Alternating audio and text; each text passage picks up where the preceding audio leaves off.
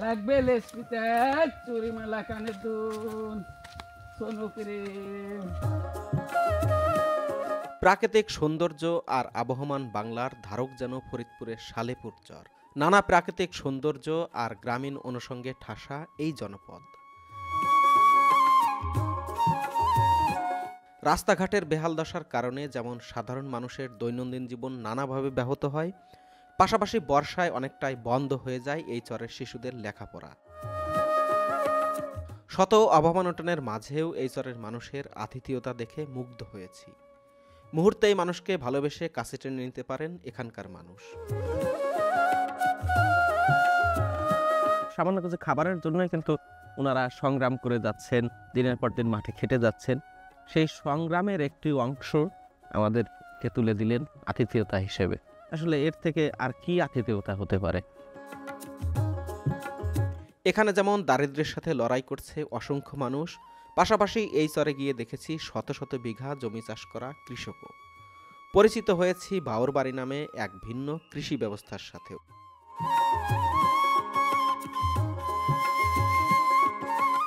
400 বিঘা। 400 বিঘা ভুট্টা। হ্যাঁ। আর কালি জিরা শস্য দুইটা 200 বিঘা। 200 বিঘা। কি পরিমাণ ভুট্টা পাবেন? 10,000 মন। 10,000 মন। হ্যাঁ। বাজার মূল্য কেমন হতে পারে? 1.5 কোটি 2 কোটি টাকার মতন ভুট্টা আসবে। টোটালে মশলা 2 কোটি টাকার মতন আসবে। 2 কোটি টাকা।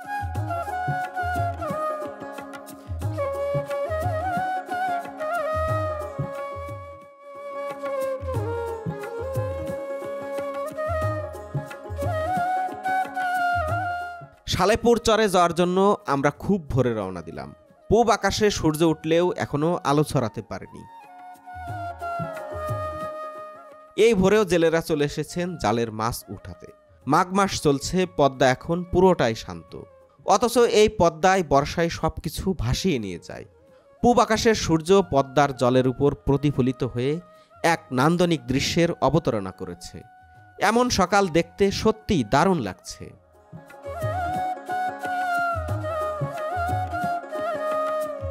এপারে এসে আমাদের মোটরসাইকেল নামাতে হচ্ছে কাঠের মাচানের উপর দিয়ে। প্রতিবার চরে মোটরসাইকেল নিয়ে যাওয়ার সময় এমন ঝুঁকি নিয়েই পার হতে হয় আমাদের। এই ভোরেও শ্রমজীবী মানুষ বের হয়ে গেছেন কাজের খোঁজে।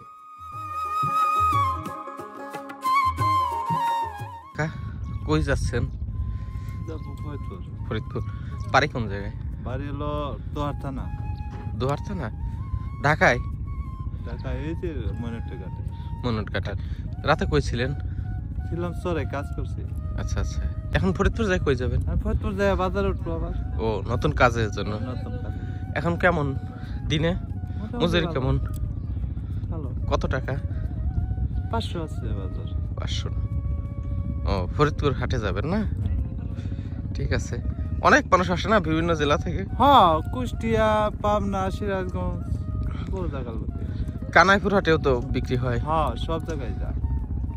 কানাইপুর হাটে কখনো গেছেন? হ্যাঁ, গেছি। আচ্ছা আচ্ছা। একা আসলেন কেন? অনেকে তো দল নিয়ে আসে। একাই কাজ করি। একাই কাজ করেন। সকালের মিষ্টি রোদ গায়ে মেখে এবার আমরা রওনা দিলাম লোকালয়ের দিকে। ঘাসের ও ফসলের ডগায় জমেছে শিশির, এবং সেই শিশিরের উপরে পড়েছে সূর্যের আলো। দেখতে যেন মনে হচ্ছে মুক্তোর কণা।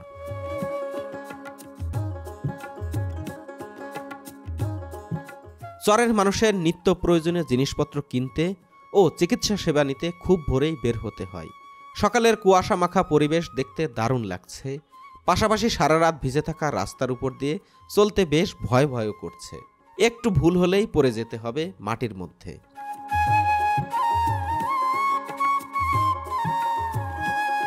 চরের মানুষের সকাল হয় অনেক ভোরে, তাই তো কৃষিকাজ সহ নানা কাজে বের হয়ে যান তারা।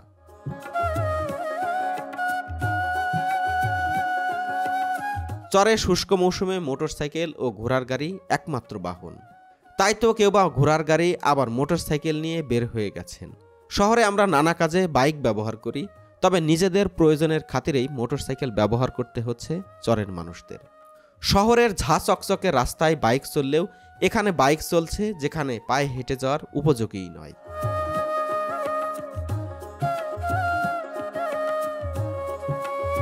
সকালের নাস্তা নিয়ে কাজে যাচ্ছেন কিষাণীরা।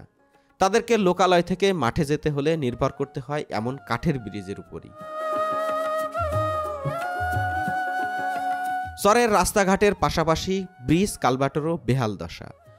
বর্ষায় পুরো চর প্লাবিত হলে তাদের চলাফেরা করতে কষ্ট না হলেও শুষ্ক মৌসুমে বেশ ঝামেলায় পোহাতে হয় তাদের। তাই নিজেদের উদ্যোগেই নির্মাণ করতে হয়েছে এমন কাঠের ব্রিজ।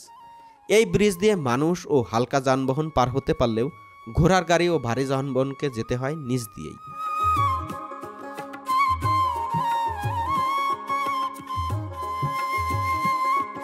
কর্মজীবী মানুষের ব্যস্ততা দেখে এইবার আমরা রওনা দিলাম লোকালয়ের দিকে। পথেই পেয়ে গেলাম আদার বাজার। এই বাজারটি যার নাম অনুসারে হয়েছে তাকেও পেয়ে গেলাম। আদা ভাই, এই বাজারের নাম আদার বাজার হলো কিভাবে? তা তো আমি করতে পারবো না। বাজারের নাম দেওয়া হইলো মোহাম্মদ তসলিউদ্দিন বিশ্বাসের বাজার। হ্যাঁ, এখন সবাই কয় আদার বাজার। আপনার নামে বাজার। আপনি তো জীবন্ত কিংবদন্তি। কয়জনের নামে জীবন্ত অবস্থায় একটা বাজার হয় বলেন? বীর মুক্তিযোদ্ধা অমুক তোফাজ্জল হোসেন মিয়া রোড সড়ক, কাজী নজরুল ইসলাম সড়ক। আপনি হচ্ছে জীবন্ত অবস্থায় নাম পাইছেন, আপনার নামে বাজার। এটা কেমন লাগে? এটা আল্লাহর ইচ্ছে। ভালো লাগে তো? সবাই যখন ভালো কথা তো ভালো লাগবে। এখন প্রায় চরগুলোতেই বাজারে সেলুন হয়ে গেছে। তবে শালিপুর চরে এসে অনেকদিন পরে দেখলাম এমন খোলা আকাশের নিচে চুল কাটার দৃশ্য।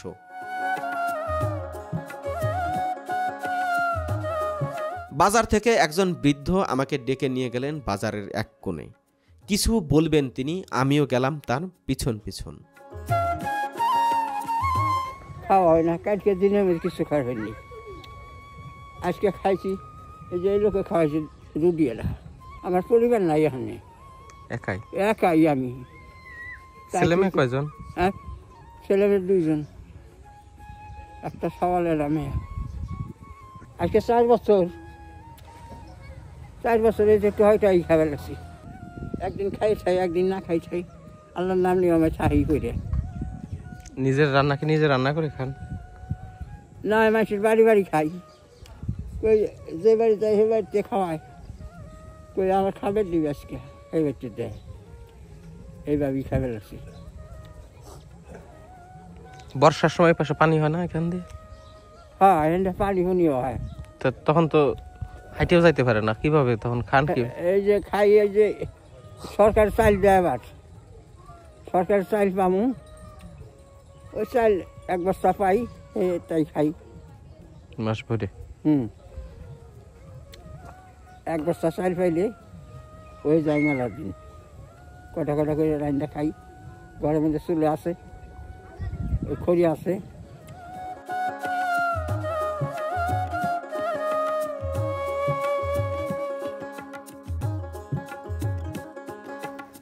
এই যে বাজান, এই গড্ডায় থাকি। এই ধ্যান অবস্থা আমার, এই গড্ডায় থাকি আমি।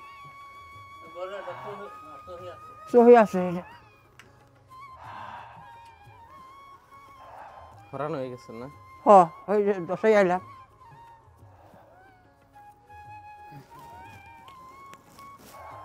এই ঘরটির মধ্যে তিনি থাকেন।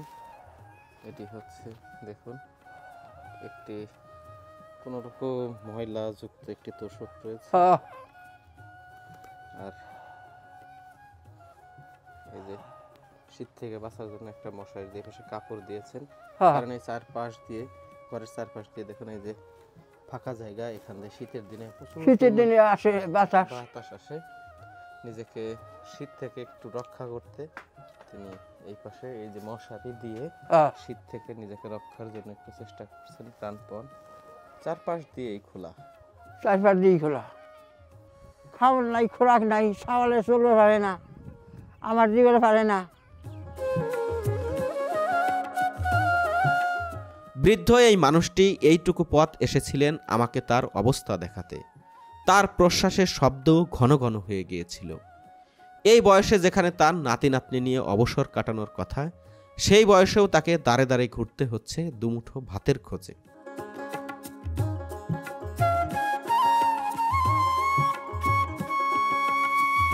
বাজার পার হয়ে যেতে আবারও চোখে পড়ল একটি কাঠের ব্রিজ। ব্রিজের উপর দিয়ে পায়ে হেঁটে মোটরসাইকেল ও ঘোড়ার গাড়ি নিয়ে যাচ্ছেন অনেকেই। চোখ আটকে গেল এই ছেলে দুটিকে দেখে। শৈশবে এভাবে ভাত নিয়ে কতবার মাঠে গিয়েছি আমরা। আপনারা এভাবে কেউ মাঠে গেলে কমেন্টে জানাতে পারেন। ফরিদপুরের চর শালিপুর থেকে সবাইকে শুভেচ্ছা জানাচ্ছি, আমি মুন্সি এনায়েত। প্রিয় দর্শক, আজ আমরা এমন একটি চরে রয়েছি, এই চরের মানুষের যে জীবনযাপন সেটি আমরা যে 90-এর দশকে যে গ্রামীণ জীবনযাপন দেখেছি অনেকটা এরকমেরই। এই চরের জীবনযাপন, এই চরের মানুষের যাপিত জীবনের গল্প এবং তাদের যে শিক্ষা, চিকিৎসা, নানা বিষয় নিয়ে আজ আমরা ঘুরবো এবং দেখব। আমাদের সাথে আছেন এই অঞ্চলের চরের মানুষ নিয়ে যিনি কাজ করেন দীর্ঘদিন, এই চরের মানুষের সাথে সাপ নিয়ে যিনি সচেতনতামূলক কাজ করেন, পাশাপাশি বিভিন্ন বিষয় তুলে আনার চেষ্টা করেন। অনেকটা বলা যায় চরেরই একজন আপন মানুষ গামছা কাজল ভাই আমাদের সাথে আছে, বরাবরের মতো আমার বন্ধু রিজভি। আমরা আজ এই চরটি ঘুরবো এবং আপনাদেরকে দেখানোর চেষ্টা করব। সামনে গিয়ে দেখলাম 3 জন নারী মাঠে কাজ করছেন। তারা কি কাজ করছেন এটি জানতে সামনে এগিয়ে গেলাম।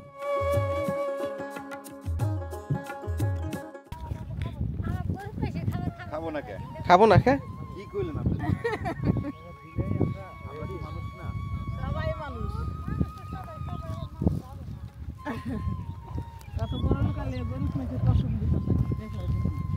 না, সব ভাই কি একরকম, আমরা বড় লোক না।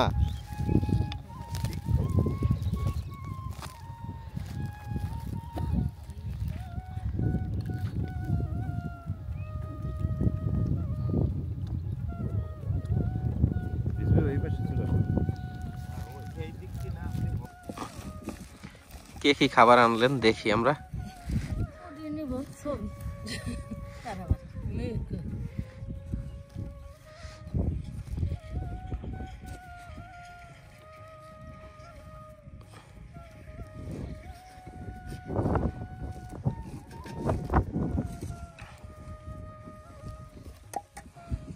এটা কি কালাই শাক না? মটর কলাই। আপনিও তো মটর কলাই। আপনার ভাত আমি খাইতে পারবো, কিন্তু খাইলে আপনাদের কম পড়বে তো।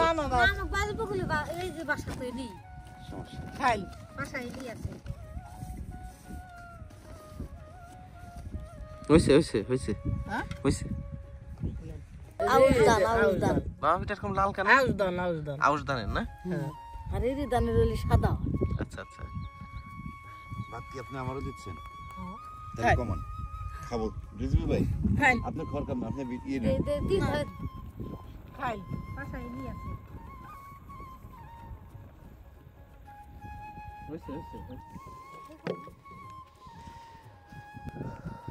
শুনেন, বসেন। এই বসছি। আপনার গায়ে আমার গায়ে কারো গায়ে লেখা আছে যে কিডা মানুষ কিডা অমানুষ? খাবে নেব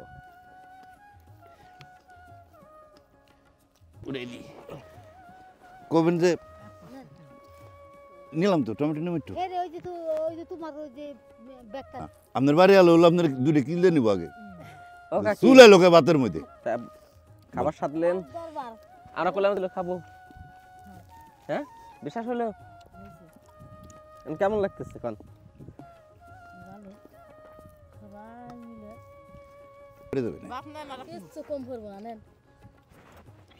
হইলো খাই তুই গেলাম। না আমি দিচ্ছি, দাঁড়ান। বাস বাস বাস বাবা, আপনি খান। কয়টা পর্যন্ত কাজ করতে হবে? আমরা যখন মাঠে আসলাম এই কাকি আপাদেরকে জিজ্ঞেস করছিলাম যে আপনারা খাবেন কখন, মানে ওনাদের খাওয়া দাওয়া মাঠে কিভাবে খান এটা আমরা সব দর্শকদেরকে দেখানোর জন্য জিজ্ঞেস করছিলাম। ওরা বলছিলেন আপনারা কি খাবেন? আমরা খাবানি, কিন্তু সেই কথার পরে বলতেছে না আমরা গরিব মানুষ, গরিব মানুষের ঘিন্নাবেন, মানে ঘৃণা করবো আর কি, এমন কথা। তার জন্য বসলাম। আমরাও আসলে মাঠেও তো আমরাও খাইছি, যারা আমরা কৃষি পরিবার থেকে বড় হয়েছি, গ্রামে বড় হয়েছি, তাদের কিন্তু এই মাঠে আমরা ভাত নিয়ে যেতাম। তারপর আমাদের যারা জোন দিতেন আর এলাকায় বলে যারা শ্রম দেয় তাদের সাথে বসে খেতাম। খাইবেন না। আজ অনেক দিন পরে সেই খোলা মাঠে বসে খাওয়ার জন্য খুব ভালো লাগছে। পাশাপাশি তাদের সাথে বসে খাওয়ার যে তাদের যে আতিথেয়তা, তাদের যে অতিথি পরায়ণতা, সেটি দেখে মুগ্ধ হলাম। কারণ এইখানে যে খাবারটুকু রয়েছেন, এই খাবার সামান্য কিছু খাবারের জন্যই কিন্তু ওনারা সংগ্রাম করে যাচ্ছেন, দিনের পর দিন মাঠে খেটে যাচ্ছেন। সেই সংগ্রামের একটি অংশ আমাদেরকে তুলে দিলেন আতিথেয়তা হিসেবে। আসলে এর থেকে আর কি আতিথেয়তা হতে পারে?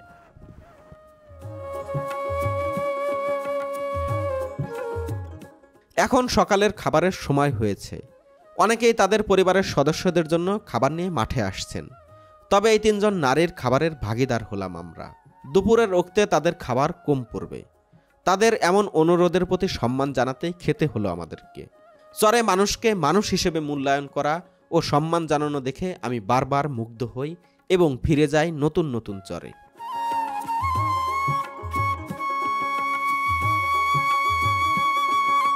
সামনে আগাতে দেখলাম ফাঁকা মাঠের মধ্যে একটি বাড়ি। এমন বাড়িতে কে বা কারা থাকেন সেটি দেখার আগ্রহ নিয়েই গেলাম সামনের দিকে। জানতে পারলাম এটি একটি বাউর বাড়ি। চরের কৃষি পরিবারগুলো কৃষিকাজকে সহজ করার জন্য এমন বাউর বাড়ি নির্মাণ করেন।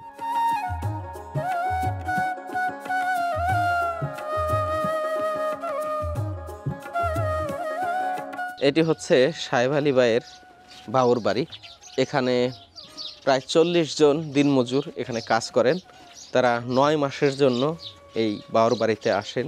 পরিবার পরিজন ছেড়ে এই খোলা মাঠের মধ্যে তারা বসবাস করেন। এই যে বারান্দার যে অংশটি রয়েছে, এখানে রয়েছে সার এবং ঘরের মধ্যে এখানে তারা প্রায় 40 জন মানুষ বসবাস করেন। প্রত্যেকের মাথার কাছেই রয়েছে এভাবে চালের বস্তা পাশে নিয়ে তারা ঘুমান। কারণ প্রতিদিন এই 40 জন মানুষের যে খাবারের ব্যবস্থা করতে হয় তাতে 1 বস্তা করে চাল লাগে। তার জন্য বিপুল পরিমাণে চাল এখানে মজুত করা রয়েছে।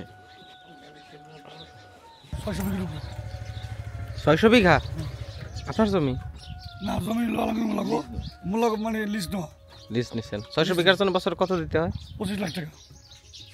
এই 600 বিঘাতে কি কি চাষ হয়েছে? কালি জিরা, দইনা, সর্ষা, ভুট্টা। এগুলো উঠাবেন কোথায়? এই জায়গায় এইখানেই নেবেন না? রেখে দিন। এই আমাদের অঞ্চল তো বলে বতর।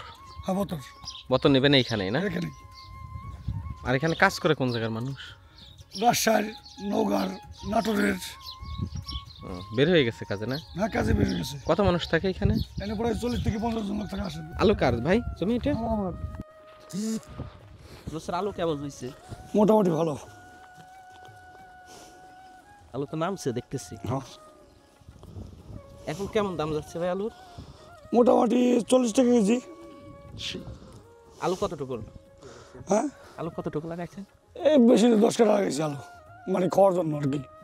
বেচার জন্য অন্যান্য আবাদ আছে, এই আবাদের জন্য লেবার খাওয়ানোর জন্য 10 টাকা লাগাইছি। আচ্ছা আচ্ছা। ওই আপনার যারা এখানে কাজ করে 40 জন? হ্যাঁ, 40 জন। আলু নাই? হ্যাঁ, এনতে এই আলু দিয়ে আমরা উড়িয়ে খাওয়া করি। আচ্ছা, বেগুন দেখলাম ঘরের মধ্যে। আগে ওই তো সবই আপনারই? সবই আমারই চাষি। ও, শুধুমাত্র কেনার মধ্যে ওই চালটা কিনে দিতে হচ্ছে তাই না? হ্যাঁ হ্যাঁ চাল, তেল, লবণ। হ্যাঁ, চাল, তেল, লবণ। আর ভুট্টা এখানে কতটুকু? এনে আছে 52 থেকে 150 বিঘা। এক দাগে? এক দাগে। 150 বিঘা মানে 50 একর জায়গায়? 50 একর মানে 52 বিঘা তো। 52 বিঘা একর 75 একর। এমন 200 একর উপরে আছে ভুট্টা। হ্যাঁ, আর 400 বিঘা?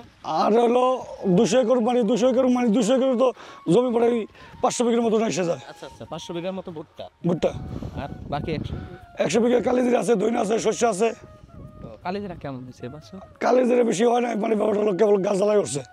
400 বিঘা। 400 বিঘা ভুট্টা। হ্যাঁ, আর আর কালিজিরা, শস্য, দইনা 200 বিঘা। 200 বিঘা। কি পরিমাণ ভুট্টা পাবেন? 10,000 মণ। 10,000 মণ। হ্যাঁ। বাজার মূল্য কেমন হতে পারে? বাজারের মূল্য 1200 থাকতে পারে, 1000 টাকা নিবে, 1000 টাকা বাজার থাকবে। আচ্ছা, তাতে কত টাকা ফসল উঠবে? মোটামুটি 1.5 কোটি 2 কোটি টাকার মতন ভুট্টা আসবে। টোটালে ফসল 2 কোটি টাকার মতন আসবে। এতে প্রতিদিন আপনার এই যে শ্রমিক রয়েছেন তাদের পিছনে খরচ কেমন? খরচ বাদে খাওয়া বাদে 10,000 টাকা বিল আছে প্রতি রোজে। প্রতিদিন? প্রতি রোজে। আচ্ছা, প্রতি রোজ মানে প্রতিদিন? প্রতিদিন। মাসে 3 লাখ টাকা শুধুমাত্র?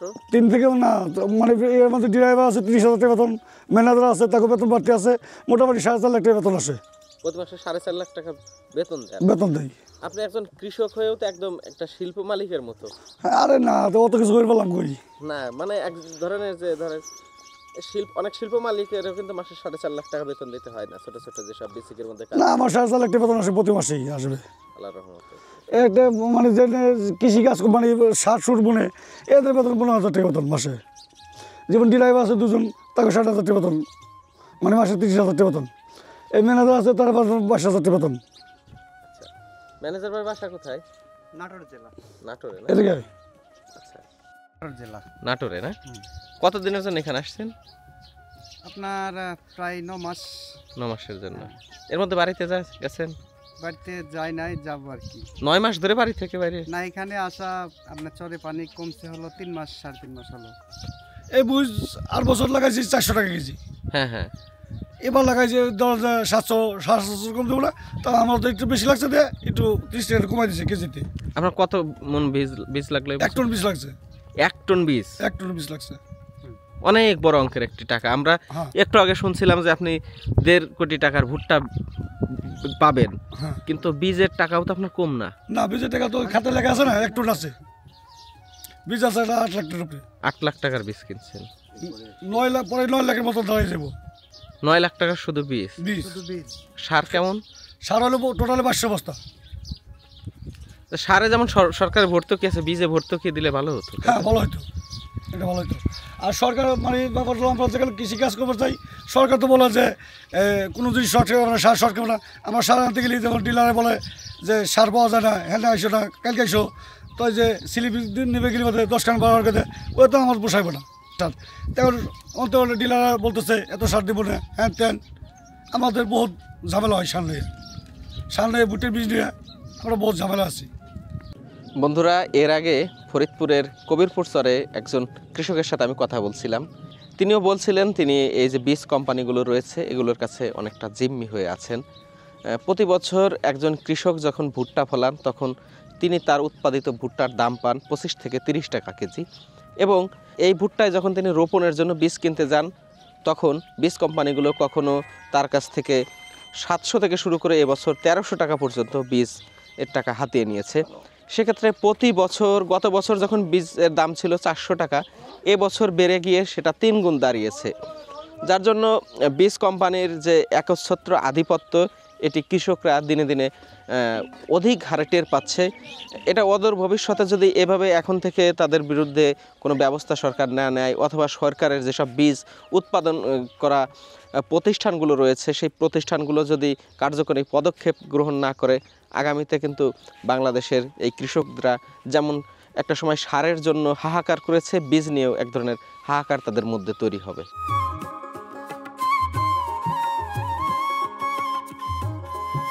আবারও আমরা রওনা দিলাম লোকালয়ের দিকে। অনেকদিন পরে এমন লেস ফিতার ফেরিয়ালা দেখলাম। হারিয়ে গেলাম একদম শৈশবে। ছোটবেলায় এমন লেস ফিতার দোকান গ্রামে অহরহ দেখা গেলেও এখন অনেকটাই হারিয়ে গেছে।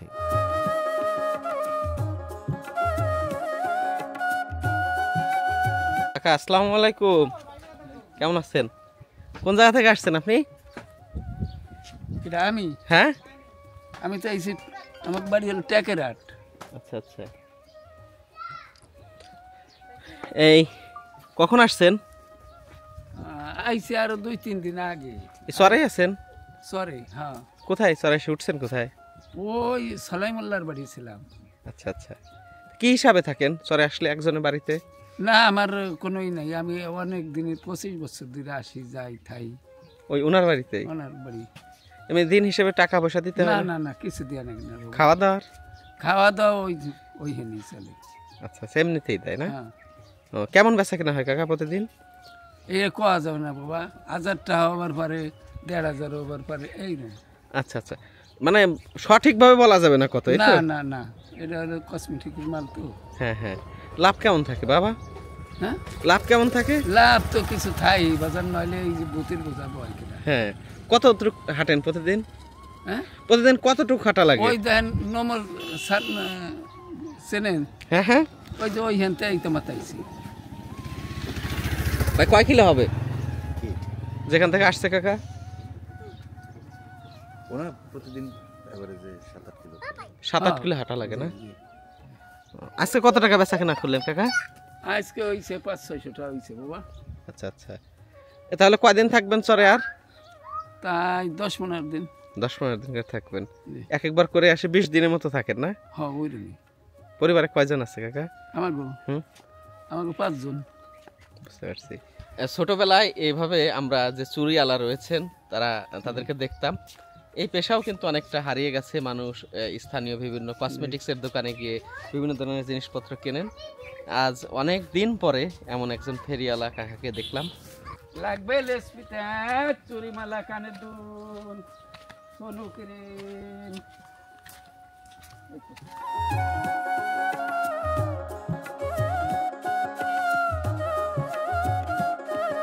পাশেই একটি আশ্রয় কেন্দ্র। বিভিন্ন চর থেকে নদী ভাঙনের শিকার হওয়া মানুষ এখানে আশ্রয় নিয়েছেন। এই চরটিতে অনেকদিন নদী ভাঙন না থাকায় বেশ সুখে শান্তিতে বসবাস করছেন এই চরের মানুষ। চরের মানুষের প্রধান পেশা হচ্ছে কৃষিকাজ, পাশাপাশি গবাদি পশুপালন ও মাছ ধরা। এই যে আশ্রয়ণ প্রকল্পটির মধ্যে আমরা রয়েছি, এখানে প্রচুর পরিমাণে গরু মহিষ রয়েছে। এগুলো লালন পালন করে তারা জীবন জীবিকা নির্বাহ করেন। আসসালামু আলাইকুম। ওয়ালাইকুম সালাম। কাকার গরু কয়টা? গরু আমার হলো 4টা। 4টা না? ঘোড়া একটা, মোষ 4টা, ঘোড়া একটা। ও, ঘোড়া দিয়ে কি করেন? ঘোড়া দিয়ে ঘাস কাটি। বুঝতে পারছি। আপনার বাড়ি কোথায় ছিল আমার কাকা? বাড়ি ছিল নওগাঁ জেলা। নওগাঁ জেলা। এখানে এখানে এসে গরু মোষ পালন করি। এখানে থাকেন না আপনি? এখানে থাকি যে কলোনি ঘরে। চলেন তো দেখি। তা এখানে আসলেন কিভাবে? এখানে কাজ করতে এখানে বিশ্বাসের বাড়ি কাজ করতে এখানে পরিচিত হয় আর সবাই বিশ্বাস করে গরু মোষ কিনে দিতে আর কি পালতে পারি। ও, আপনার না এগুলো? না না, আমার নিজস্ব না, সব আদিবাসী। আর এই ঘোড়া গাড়িটা আমার নিজস্ব। ও, আপনার ভাষায় মনে হচ্ছে যে বাড়ি অন্য অঞ্চলে। নওগাঁ জেলা আমার বাড়ি, নেমাতপুর থানা, বারাতুল কলেজ। এখানে বাড়ি আমার। এখানে কে কে থাকেন কাকা? এখানে আমি পরিবার নিয়ে থাকতাম, পরিবার সবাই চলে গেছে দেশে, ঘর বাড়ি হয়ে গেছে। এখন এই চারানটা উঠাই দিয়ে আমি যাবো গা। এই চর ছেড়ে? হ্যাঁ। চরে কতদিন রইলেন? সরে আছি আমি 17 বছর থেকে। এই বছর দিয়ে 17 বছর পড়েছে। এই চর ছেড়ে যাবেন মায়া লাগে না? কাকা এখন যাতে পোলাপান সব চলে গেছে, আমি একাই আর কি করি এখান থেকে। আচ্ছা আচ্ছা। কি বিক্রি করতেছেন? দই না? কোন জায়গা থেকে আনছেন? চরেরই দই? ভেজাল নাই? কাজল ভাই, রিজবি, দই খাও। এই যে দই, দই কত করে? দই 30 টাকা, 20 টাকা। দুই সাইজ। চরেরই দই রিজবি। কাজল ভাই আসেন আসেন আসেন। বিসমিল্লাহ বিসমিল্লাহ কইলাম না ভাই, একের ভেজাল নাই। রিজবি, দারুণ স্বাদ। হ্যাঁ, রিজবি কেমন স্বাদ? দারুণ স্বাদ। একটু বেশি না? চরের মধ্যে যে এত স্বাদের দই পাওয়া যাবে এটা ভাবতেও পারিনি। লোকালয়ের বাড়িঘরগুলোর পাশের ক্ষেতগুলো হলুদ আভায় সেজেছে। এমন একটি শান্ত সুনিবিড় বাড়ি আর পাশেই শোভা পাওয়া সরিষার ফুল দেখতে দারুণ লাগছে।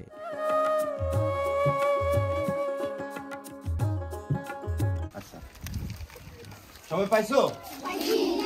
একটু দেখাও তো আমাকে। এই ছোট ছোট যে শিশুরা রয়েছে, এই শিশুদের মধ্যে এসে আমার খুব ভালো লাগছে। আমি যতগুলো চরে যাই চেষ্টা করি যারা শিশুরা রয়েছে স্কুল পুরা শিক্ষার্থীদের মাঝখানে কিছু বিস্কুট অথবা কিছু চকলেট নিয়ে যাওয়ার। আজ এই চরে যখন আসলাম তখন আমি ভাবলাম যে স্কুল খোলা কিনা, নানান চিন্তায় ছিলাম, কারণ নতুন বই বিতরণ করা হচ্ছে। এই সময় অনেক স্কুল কিছু সময় চালু থাকার পর বন্ধ হয়ে যায়, কিন্তু এই স্কুলটি একদম দুপুরবেলাও দেখলাম শিক্ষার্থীরা এখানে পিটি প্যারেড করছে, ওরা সমাবেশ করছে। তা এখানে এসে ওদের সাথে একটু সময় কাটালাম, খুবই ভালো লাগলো। বাবা, তোমাদের কেমন লাগলো? ভালো না? তোমরা ঠিকমতো পড়াশোনা করবা? ঝড় হোক বন্যা হোক স্কুলে আসবা, ঠিক আছে? মানুষের মতো মানুষ হও বাবা। হ্যাঁ, দীর্ঘদিন চরের বাচ্চাদের নিজেও শিক্ষাদান করেন, পাশাপাশি শিক্ষা নিয়ে কাজ করেন। জাতিসংঘের সাথেও আপনি কাজ করেছেন একাধিকবার। তাই চরের শিক্ষা ব্যবস্থা নিয়ে এক কথায় যদি কিছু বলতেন। চরে আসলে আমরা যে জিনিসটা দেখতে পেরেছি যে প্রচুর পরিমাণে বাচ্চা ঝরে যাচ্ছে, বিশেষ করে মেয়ে শিশুগুলো। এরা অন্তত বা অনেক সময় আছে ফাইভ অবস্থায় তাদের বিয়ে হয়ে যাচ্ছে। কিছু করার নাই, সামাজিক প্রেক্ষাপটটা এরকম। এখানে নিরাপত্তাহীনতা আছে, পাশাপাশি আর্থিক দৈন্যতা আছে। আর যে জিনিসটা প্রয়োজন সেটা হচ্ছে শিক্ষক সংকট দেখা যায় চরে।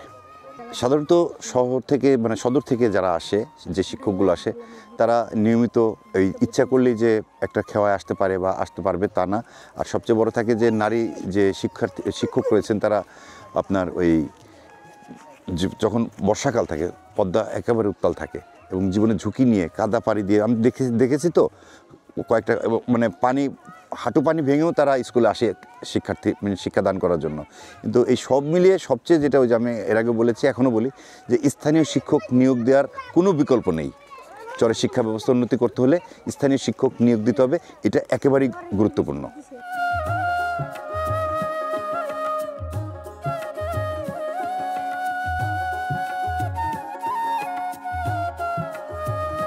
এরপর আমরা সালেপুর বাজারের দিকে রওনা দিলাম। এই বাজারটি বেশ পুরনো। এই চরটির বয়স প্রায় ৩০ বছর, তাই বিদ্যুৎ সহ নানা সুবিধার আওতায় এসেছে এই চর। এখানকার দোকানপাটগুলো বেশ পরিপাটি লাগলো আমার কাছে।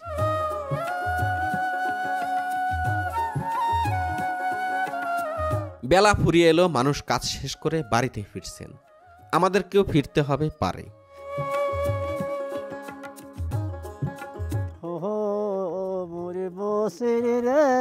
বসির রে বসির তুই তো ধর্মের ভাই, ভাই হইয়া কর বিবসির লজ্জা শরম নাই। আমার কথা মনে হলে প্রিয় গো, প্রিয় যায় বরিশালে, আমি ভুইল না গো প্রাণের শরী।